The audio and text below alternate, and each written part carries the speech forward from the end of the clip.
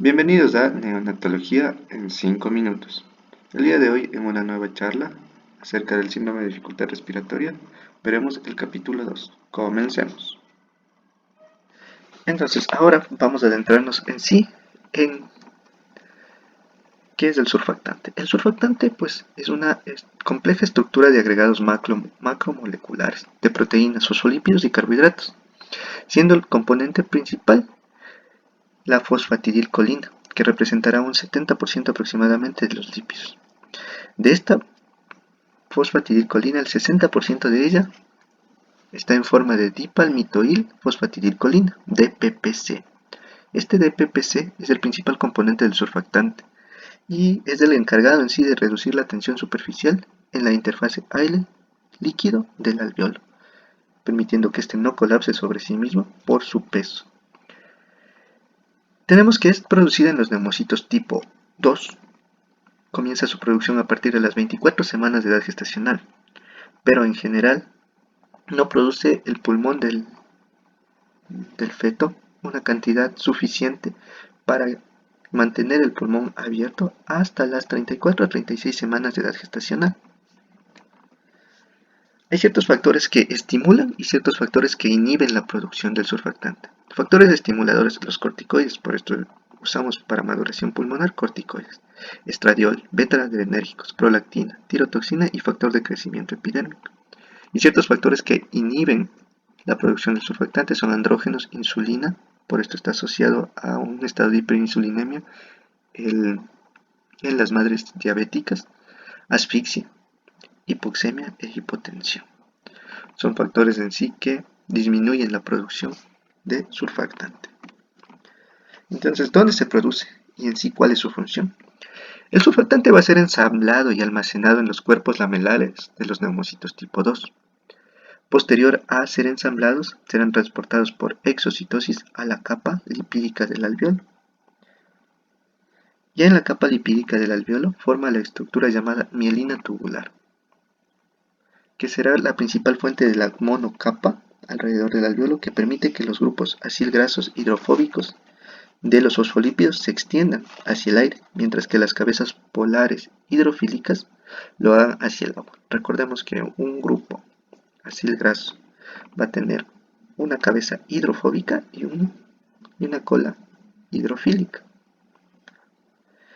La cabeza hidrofóbica se extiende hacia el aire, mientras que la cabeza hidrofílica lo hace hacia el agua, evitando que éstas entren en contacto y aumentando la tensión superficial en el alveolo, evitando que éste colapse sobre sí mismo.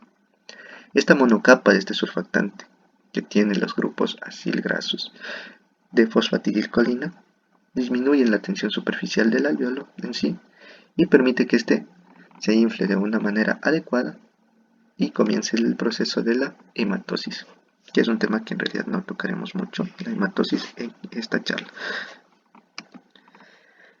En cuanto a la composición, como habíamos hablado, aparte de los fosfolípidos, que como dijimos tienen un porcentaje entre el 70 y 80%, de los cuales la fosfatidilcolina, fosfatidilglicerol, fosfatidilinositol y fosfatidiletoanolamina serán los principales, las proteínas también están presentes en la composición del surfactante, en un 10% a 20%. De estas tenemos 4 proteínas importantes, son las denominadas proteínas del surfactante, SPS, y son 4 subtipos, A, B, C y D, y otro tipo de proteínas que en realidad no tienen mayor importancia. Y los lípidos, en un 10% más, en donde tenemos la fosfatidilcolina, que es la principal sustancia tensoactiva. Aparte de este, también encontramos colesterol como otro lípido aquí. Entonces, las proteínas también tienen un papel importante en la función del surfactante. Las proteínas, como habíamos dicho, son 4. Las proteínas del surfactante A, B, C y D. Las A y D son hidrofílicas, mientras que las B y C son hidrofóbicas. Esto permite que esta estructura divida las cabezas hidrofílicas de A y D se vayan hacia el agua, hacia el alveolo, mientras que las B y C son hidrofóbicas, se vayan hacia el aire, permitiendo que esta sustancia se esparza sobre el alveolo, sobre la superficie del alveolo, dividiendo el aire con el neumocito en sí, con el alveolo como tal, y evitando que éste colapse sobre sí mismo. La proteína de superficie A del surfactante tiene una función regulatoria en la formación de la monocapa y reduce la tensión de superficie. La proteína B promueve la absorción de los fosfolípidos e induce la inserción de ellos dentro de la monocapa. La proteína C estimula la inserción de fosfolípidos y la proteína D juega un rol en la defensa contra patógenos inhalados. Aparte de que forman esta bicapa con una cabeza hidrofílica y una cola hidrofóbica, también tienen una función específica cada una de estas proteínas. Entonces son muy importantes estas proteínas en la composición del surfactante. En cuanto a los neumocitos tipo 2, los neumocitos tipo 2 son células cúbicas y con microvellosidades apicales, como vemos en la imagen de la derecha. Apicales de pequeña longitud. Se sitúan habitualmente en los ángulos obtusos de los alvéolos, a nivel de los septos, por lo que también se denominan células septales. Ocupan el 10% de superficie y su citoplasma contiene abundantes mitocondrias, retículo endoplásmico rugoso, lisosomas y cuerpos laminares o cuerpos lamelares también llamados en otros textos. Estos serán en sí los gránulos secretores que contienen el surfactante y que secretan hacia el exterior por un proceso de exocitosis al surfactante. Estos en sí son los cuerpos lamelares. Contienen el surfactante y por un proceso de exocitosis liberan el surfactante hacia la superficie alveolar. La función principal de estos neumocitos tipo 2 será controlar el metabolismo y secreción del surfactante pulmonar, es decir, producir el surfactante y liberarlo hacia el espacio alveolar a través de un mecanismo de exocitosis, produciendo el recubrimiento de la superficie alveolar y evitando que éste colapse. También están implicados en el transporte de fluidos a través de los canales de sodio, gracias a la ATPasa sodio-potasio. Y estas células pueden diferenciarse a neumocitos tipo 1 en caso de daño del epitelio alveolar y producir nuevos neumocitos. En cuanto al desarrollo pulmonar fetal, debemos tener claro que el desarrollo pulmonar fetal se inicia desde la etapa embrionaria. Aproximadamente en la cuarta semana empieza como una evaginación del intestino anterior, denominado esta evaginación divertículo respiratorio. En sí es una respuesta a un factor de transcripción TBX4 expresado en el endodermo del intestino anterior, formando el primordio en sí del aparato respiratorio como un divertículo respiratorio, que es esto que tenemos aquí.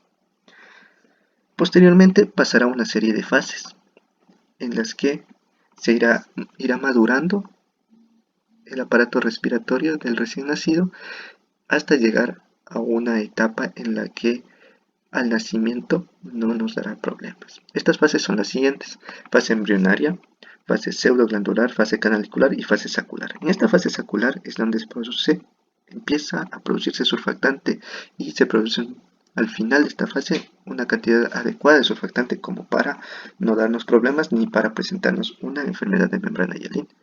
Es importante saber también que después del nacimiento, al final de la gestación y hasta los 2 a 3 años, todavía continúa el desarrollo del aparato respiratorio con la fase alveolar. A partir de los 0 a 3 años también hay una maduración microvascular, una hiperplasia activa, y entre los 3 a 8, e incluso algunos textos mencionan que hasta los 18 años la fase de hipertrofia se mantiene, es decir, debemos tener en cuenta que el desarrollo pulmonar como tal empieza desde la etapa embrionaria, aproximadamente entre las 3 a 4 semanas, y continúa hasta los 18 años. En sí, las fases embrionarias como tal, las fases empiezan entre los 3 a las 7 semanas. Aquí habrá el primordio de la vía respiratoria, que aparecerá como una evaginación del intestino anterior y empieza a desarrollar las vías aéreas mayores. Entre las 7 a las 17 semanas tendremos la fase pseudoglandular, en donde hay aparición de circulación pulmonar. Empieza la vasculogénesis. Hay desarrollo del árbol bronquial hasta el nivel de los bronquios terminales, de forma preacinar. Esto se da de forma dicotómica, se forman los primeros bronquios principales y posterior a que en el pulmón derecho se forman 3 bronquios principales y en el izquierdo 2.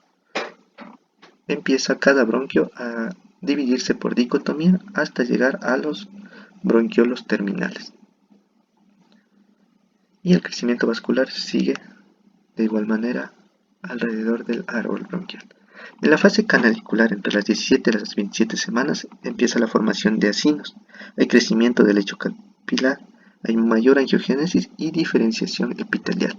Empieza al final de esta fase a aparecer el surfactante. Ya para la fase sacular tenemos formación de los espacios aéreos transitorios y depósito de fibrina, elastina para los futuros septos secundarios. Al final de esta fase sacular es cuando tenemos una cantidad adecuada de surfactante.